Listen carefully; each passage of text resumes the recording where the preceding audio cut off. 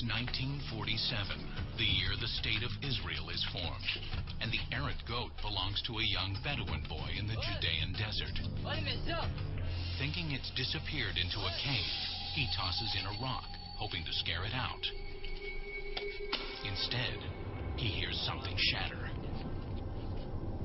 Frightened of what might lie inside, the boy enlists his cousin, Mohammed El-Dahib, to explore the cave.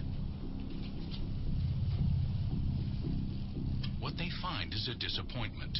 No goat, no treasure. Just some broken pottery and several ancient jars containing scrolls wrapped in linen. Mohammed El-Dahib gathers the loot and puts it in a sack.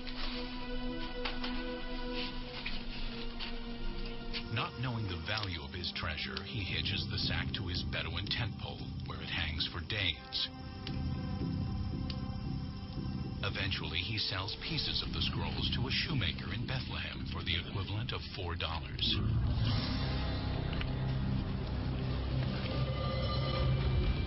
They would turn out to be the tip of the iceberg.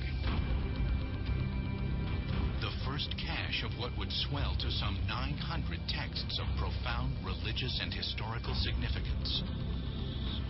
Practically the only surviving biblical documents written before 100 AD. Today, the Dead Sea Scrolls sit quietly in the Israel Museum's shrine of the book, whispering stories of a distant past and speaking to the earliest days of Judaism and perhaps the origins of Christianity. Many of the scrolls contain biblical stories we already know. Multiple copies of almost every book in the Old Testament.